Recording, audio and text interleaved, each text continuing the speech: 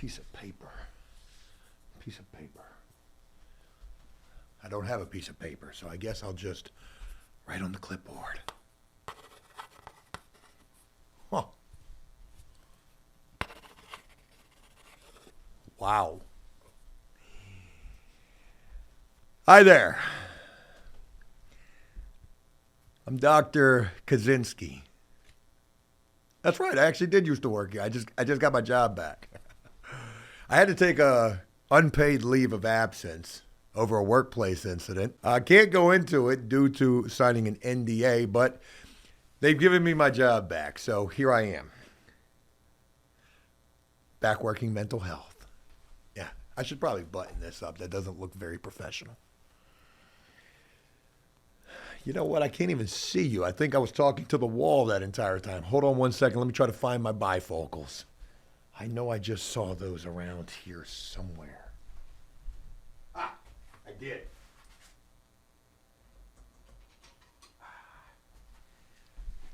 Found them. They're still in the old prison stash spot. I like to refer to that as the old prison suitcase. Used to hide all sorts of things there. Unfortunately, they found all of that. But nonetheless, I'm back on the job. So who do I have the pleasure of seeing here today? Probably should write that down. You spell your first name like that. That's interesting. Cool. What brings you down here to mental health? Psych evaluation. I see those all day, every day. Trying to do the old insanity plea trick, I see. What are you locked up for, if you don't mind me asking? Possession of a pipe. What kind of a pipe? We're not talking about a lead pipe, I don't imagine, no. Glass one, huh? They'll get you every time. They will, unfortunately. All right, well, real quick, we can go ahead and put this down. I think I've taken all the notes that I need to take for this. The rest of this will just be a little bit of Q&A. What do you say? Between, shit, I dropped my pencil. Between old you and I, yeah. How long have you been locked up for? That's not too bad. Facing some time, I imagine. 5th violation. Holy moly. Yeah, I get it. You know, you're definitely batting less than 500. Given that, wow, I still have the old gloves in my pocket. We won't be needing any of these for a mental health assessment.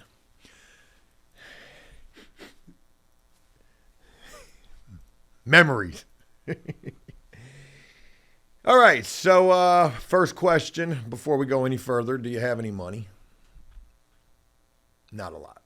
Okay, well, I like to try to go ahead and get the elephants out of the room as quickly as possible. You know, if you did have a couple $1,000, I don't know, shit, I'd probably do it for, at this point, just getting back on the job, probably like $2,500. You slide me a cool 2.5 stacks. I'll go ahead and check that crazy box all day long. Wild to think how easy that could work, right? And you got to know that it does work that way. Probably not just here, neither. I don't even know what I'm doing. There's no glass in these glasses. But my God, they make me look like a doctor. Where did I go to school at?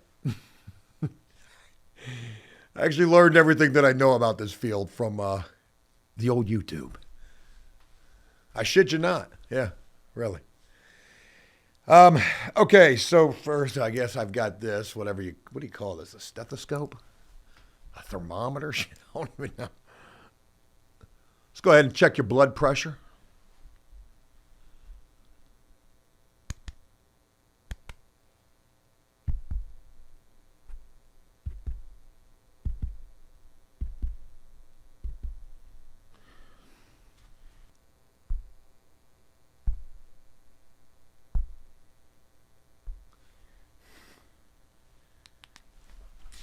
Oh, God, that was so loud.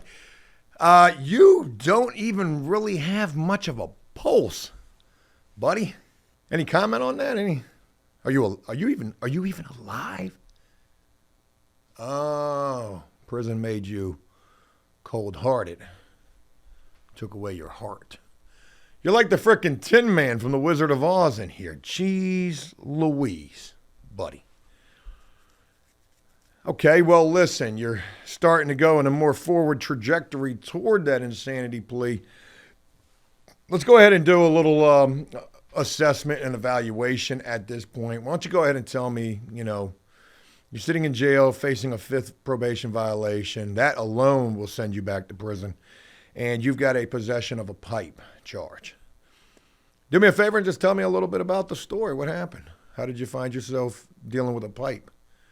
I can imagine it probably stems from addiction. No pun intended. It doesn't. You got caught with a pipe, but you were sober. I'm sorry. This is the part of the job that I absolutely bomb at. They say in the medical profession, you have to be professional, stoic even, at all times. And I cannot help but to react to some of the shit that I hear. If you could be a fly on the wall. And to be honest, I really should have a freaking YouTube channel. Could you imagine? Jail or prison mental health. I mean, shit, think of all the chiropractic YouTube channels that are out there. There's a lot of medical, they're doing ASMR, cranial nerve exam. Man, I think I'm going to have to pick up the clipboard and start writing some of this down.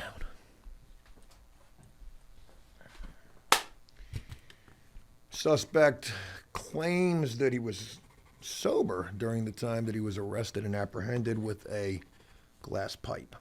Okay? What else? Oh, man. Says the pipe belonged to a woman who was riding in the vehicle with him. He took the charge for her. Buddy, why would you do that? Is she your wife? She's not. Is she your mother? She's not. Is she your sister? She was just a friend? Is she still a friend? Is she still a friend now? Patient claims woman is missing in action. When was the last time that you talked to her? 3 weeks before filling out this medical sick call to try to get a mental health evaluation. Did that, and potentially, this might be groundbreaking right here. Was this what caused the cookie to crumble a little bit for you? Please continue. She left. You tried to take it like a man. Take it for her. Do the right thing, you say. Do you think... Let me ask you, do you honestly think that what you did was the right thing, knowing that by you taking a charge for her, you're more than likely going back to prison? You do think you did the right thing. I'm ready to check the box right now for the insanity. You're batshit crazy. You are. You understand that you are incarcerated. This is a jail environment that you're in. You do realize that. Subject appears to be relatively coherent in relation to people, places, and things. However, when it comes to relationships with women, patient appears to be unbelievably delusional.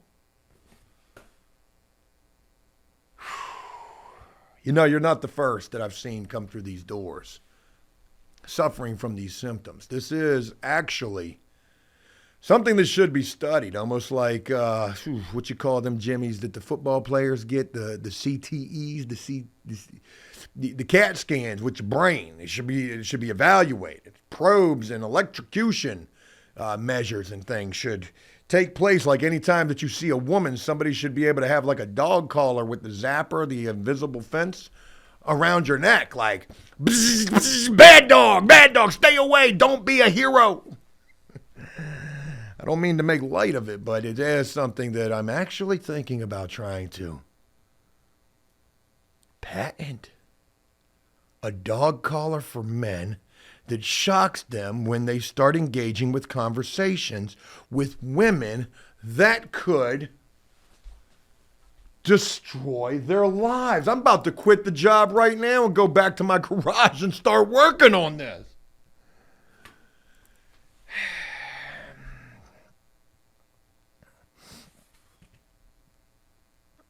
Where was the pipe located? It was a vehicle that you were...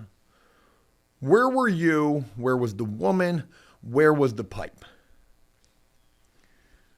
Patient was in the vehicle with the woman. Female was in the passenger seat. Pipe was in... Whoa, okay, that's a little too descriptive. Did they find that there? Oh my God, I imagine the forensics on that is going to reveal quite a bit of DNA. You said you've already got the motion of discovery. You've got your discovery packet. Did they test the pipe? What was found on the pipe? Drug residue, I imagine. What? See, that's what I was thinking was going to be found. I didn't want... Oh my God. Hold on, back up. Say that one more time. I need to take notes of all of this because this is diabolical right here. Motion of discovery, aka evidence being used against patient in the court of law, revealed that pipe did in fact have drug residue on it, but also male DNA. Are you shitting me? Oh my God, buddy, I am so sorry to hear that. So none of your DNA was found on the pipe at all? Oh, I wish I had a tissue. I could see you starting to get emotional about this. I'm sorry. That is terrible. You know, forgive me for trying to lighten the load a little bit. No pun intended. But, you know, this is almost like that TV show Maury Povich. And unfortunately for you, but also in relation to the pipe, there was male DNA that was found on the pipe because of the hiding location of where the woman had stashed it at. But that male DNA was not yours.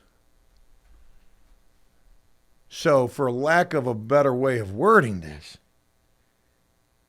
you are not the father. And you took this charge for this woman.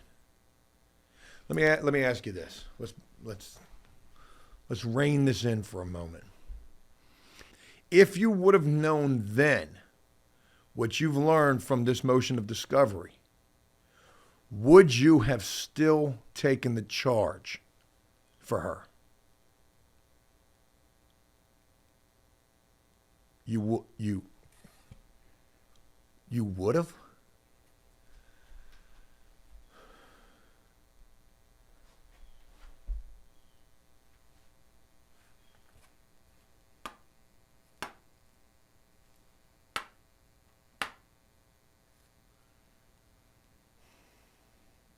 All the dots are lining up.